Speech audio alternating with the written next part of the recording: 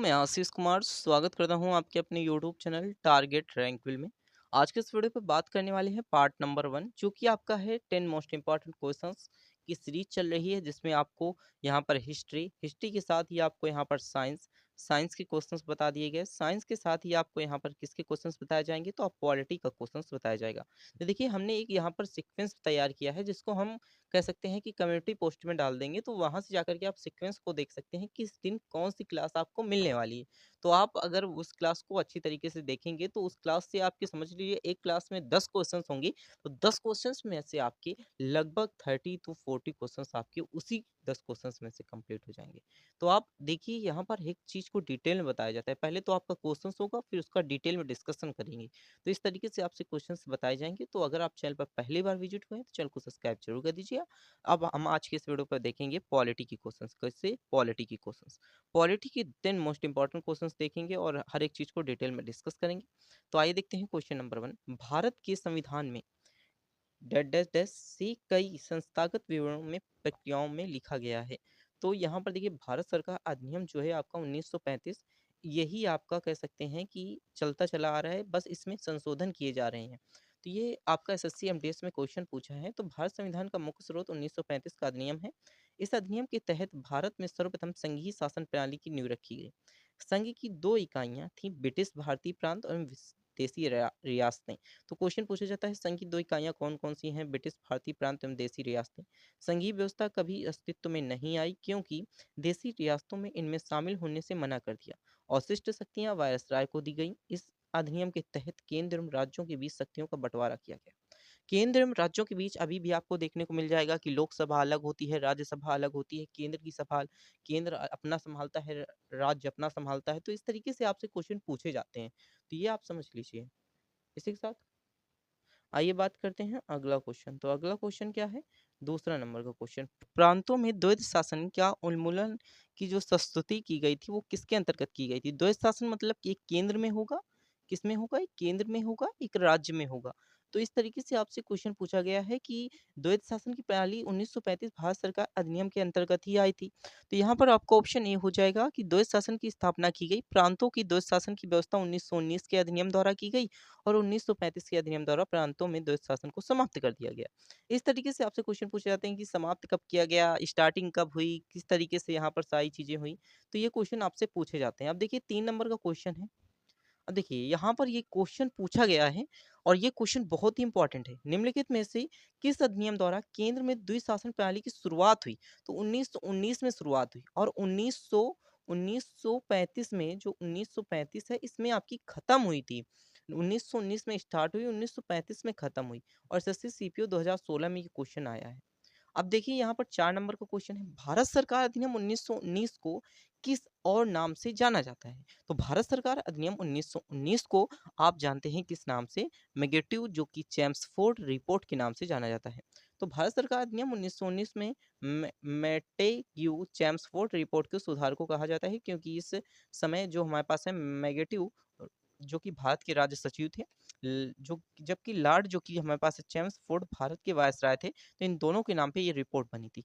इस अधिनियम के तहत प्रत्यक्ष निर्वाचन व्यवस्था प्रारंभ की गई। संपत्ति कर एवं शिक्षा के आधार पर सीमित संख्या के लोगों को मताधिकार प्रदान किया गया। इस कानून के तहत 1926 में, कब? 1926 में सिविल सेवकों की भर्ती के लिए केंद्रीय लोक सेवा आयोग का गठन किया गया। तो ये भी आपसे क्वेश्चन पूछा जाता है कि केंद्रीय लोक सेवा आयोग का गठन कब किया गया, सिविल सेवकों की भर्ती कब स्टार्टिंग हुई।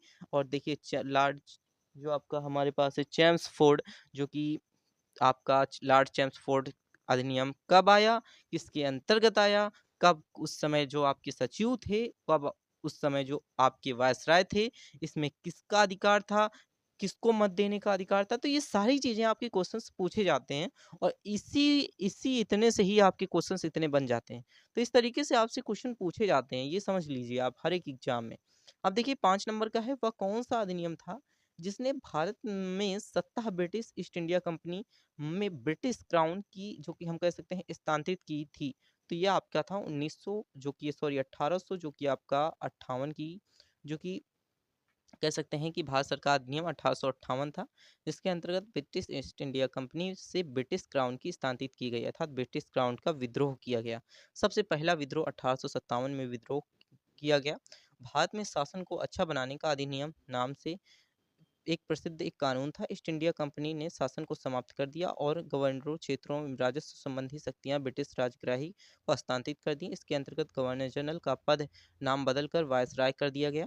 लॉर्ड कैनिंग को भारत का प्रथम वायसराय बनाया गया। लॉर्ड कैनिंग को प्रयागराज के मिंटो पार्क में 1 नवंबर 1858 को महारानी विक्टोरिया ने घोषणा पत्र को पढ़ा था। तो ये आपके क्वेश्चन हैं। तो यहाँ पर कौन कौन से क्वेश्चन बन सकते हैं, तो आइए डिस्कस करते हैं। सबसे पहले आपका क्वेश्चन बनेगा कि 1857 में पहला विद्रोह हुआ। इसके बाद यहाँ पर ईस्ट इंडिया कंपनी को समाप्त कब किया गया? 1857 में। यहाँ पर जो हम कह सकते हैं कि वायसराय गवर्नर जनरल का पद चेंज करके वायसराय कब किया गया? 1858 में किया गया। प्रथम वायसराय कौन थे? लॉर्ड कैनिंग थे। लॉर्ड कैनिंग कहाँ के वायसराय थे? प्रयागराज के मिंटो पार्क में 1 नवंबर 1858 को महारानी विक्टोरिया द्वारा घोषणा पत्र दिया गया था। तो इस तरीके से आपसे क्वेश्चन पूछे जाते हैं। देखिए 6 नंबर का क्वेश्चन क्या कहता है, हम भारतीय संविधान को अपनाने के उपलक्ष्य में हर वर्ष को संविधान दिवस मनाते हैं, किस दिन मनाते हैं? तो आपका 26 नवंबर होगा, ना कि 26 जनवरी। बहुत से लोग 26 जनवरी राइट आंसर लगा देते हैं, बट यहाँ पर 26 आपका नवंबर राइट आंसर हो जाएगा। 26 नवंबर आपका राइट आंसर हो जाएगा। देखिए 26 नवंबर 1949 को संविधान अंतिम रूप से पारित हुआ और इसी दिन संविधान सभा ने भारत के संविधान को अंगीकृत कर दिया। नागरिकता, निर्वाचन एवं अंतरिम सांसद के संबंधित उपबंधों को तथा अस्थायी एवं संक्रामक उपबंधों को 26 नवंबर 1949 को तुरंत प्रभावी किया गया। 26 नवंबर को भारतीय संविधान को अपनाने के उपलक्ष्य में प्रत्येक वर्ष 26 नव संविधान दिवस जो आपका 26 नवंबर को मनाया जाता है। अब देखिए यहाँ पर अगला क्वेश्चन है, भारतीय संविधान को हाथों से लिखने वाले व्यक्ति कौन थे? ये प्रेम बिहारी नारायण जो कि हमारे पास से रायजादा थे, क्योंकि भारतीय संविधान को जो कि मूल कॉपी को प्रेम बिहारी नारायण रायजादा द्वारा हाथों से अंग्रेजी एवं हिंदी दोनों भाषाओं में लिखा गया। भीमराव अम्बेडकर भारतीय संविधान के मुख्य जो कि वास्तुकार शिल्पी थे और ये एसएससी एमटीएस में क्वेश्चन पूछा गया है। तो इस तरीके से आपसे क्वेश्चन पूछे जाते हैं। ऐसा नहीं है कि हर एक एग्जाम में क्वेश्चन आएंगे, लेकिन ये बहुत ही कह सकते हैं कि बहुत ही ज़्यादा एग्जाम में क्वेश्चंस आते हैं। कुछ एग्जाम जैसे आपके आरआरबी के एग्जाम हो गए जो चल रहे हैं, अभी आपके एनटीपीसी का एग्जाम चल रहा है। तो इस तरीके से आपसे एग्जाम में क्वेश्चन पूछे गए हैं और पूछे जाएंगे, ये समझ लीजिए, क्योंकि ये आपके स्टैटिक जीके से रिलेटेड क्वेश्चन है, क्योंकि ये स्टैटिक है, आप इसमें कुछ चेंज नहीं कर सकते। तो ये आपके क्वेश्चंस हैं। इसी के साथ देखिए भारतीय संविधान का अध्यक्ष निम्नलिखित में से कौन था?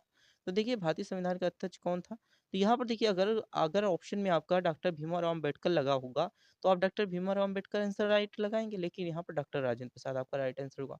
अध्यक्ष की बात की गई है ना, तो अध्यक्ष में आपके डॉक्टर राजेंद्र प्रसाद हो जाएंगे। देखिए संविधान सभा भारतीय संविधान के निर्माण के लिए बनाई गई थी। कैबिनेट मिशन की सिफारिशों के आधार पर जुलाई 1946 को संविधान सभा का गठन किया गया। प्रमुख नेता के रूप में डॉक्टर राजेंद्र प्रसाद 11 दिसंबर 1946 को, कब? 11 दिसंबर 1946 को यहाँ पर संविधान सभा के स्थायी अध्यक्ष के रूप में चुने गए। तो इस तरीके से आपसे एग्जाम में क्वेश्चन पूछे जाते हैं। तो इसी के साथ देखिए 9वां नंबर क्या है? 9वां नंबर आपका है, संविधान सभा के सदस्यों ने जो कि हम कह सकते हैं कि भारतीय संविधान पर हस्ताक्षर कब किए? तो यहाँ पर ऑप्शन आपका ये हो जाएगा 24 जनवरी 1950 को हस्ताक्षर किए। कब किए? 24 जनवरी 1950 को हस्ताक्षर किए।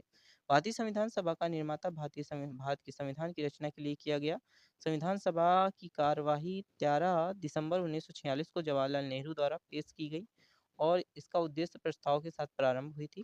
तो इसमें प्रमुख घटना कौन कौन सी थी? 3 घटनाएं थी। 26 नवंबर 1949 को संविधान सभा ने भारतीय संविधान को स्वीकार किया और कुछ धाराओं को लागू किया था। इसी के साथ 24 जनवरी 1950 को संविधान सभा के सदस्यों ने संविधान पर हस्ताक्षर किया और 26 जनवरी 1950 को संपूर्ण संविधान जो कि भारतीय संविधान लागू किया गया। तो यहाँ पर देखिए 26 जनवरी 1950 को भारतीय संविधान लागू हुआ, 26 जनवरी 1950 को रिपब्लिक डे के रूप में मनाया जाता है। तो इसी के साथ देखिए यहाँ पर भारत का संविधान सभा द्वारा राष्ट्रगान को निम्नलिखित में से किस वर्ष मनाया गया? तो देखिए भारत के संविधान को राष्ट्रगान को किस वर्ष बनाया गया? तो ऑप्शन सी हो जाएगा 1985 में मनाया गया राष्ट्रगान। देखिए ये राष्ट्रगान था जो कि रविन्द्रनाथ टैगोर द्वारा बनाया गया था, बांग्ला भाषा में रचित, जो कि संगीत वृद्ध जनगण मन के हिंदी संस्करण को संविधान सभा ने भारत के राष्ट्रगान के रूप में 24 जनवरी 1950 को, कब? 24 जनवरी 1950 को अपनाया। राष्ट्रगान के जो हम कह सकते हैं कि गायक की अवधि 52 सेकंड थी। राष्ट्रगान की गायन की अवधि कितनी है? 52 सेकंड है। और देखिए यहाँ पर जो आपकी क्वेश्चन है कि बांग्ला भाषा थी, मतलब कुछ दिन तक ये बांग्ला भाषा चली, मतलब यहाँ पर कुछ दिन तक बांग्ला भाषा गाया गया। अगर आप सुभाष चंद्र बोस की जो एक मूवी आई है उसमें देखते हैं तो वो बांग्ला भाषा में पूरा राष्ट्रगान गाते हैं, उसमें आप देख सकते हैं। और ये देखिए रविन्द्रनाथ टैगोर ने राष्ट्रगान गाया था, राष्ट्रगान बांग्ला भाषा में लिखी थी। फिर उसके बाद हिंदी संस्मरण को संविधान सभा ने यहाँ पर पारित किया था, और पारित करने के बाद राष्ट्रगान के रूप में यह गाने जाने लगा, और यहाँ 52 सेकंड लगभग लगते हैं। तो इस तरीके से आपसे क्वेश्चन पूछे जाते हैं। और देखिए हमने 10 क्वेश्चंस कंप्लीट किया, अब अगले वीडियो पे हम 10 क्वेश्चंस कंप्लीट करेंगे। तो ये जो आपकी क्वेश्चंस हैं आपके चलते रहेंगे, जितने भी लगभग एग्जाम हैं, हर एक एग्जाम के लिए क्वेश्चन इंपॉर्टेंट है। अपने दोस्तों के साथ शेयर जरूर करें और कमेंट बॉक्स में रिप्लाई दें कि हम जो भी सुधार है कर सकें। जो भी आपके डाउट लगते हैं इसमें, जो भी आपकी करेक्शन की जो चीज़ें हैं उसमें हम अगर सुधार करना चाहेंगे तो सुधार आपके ज़रूर होंगे, अगर आप कमेंट बॉक्स में रिप्लाई देंगे। तो इसी के साथ thanks for watching this video.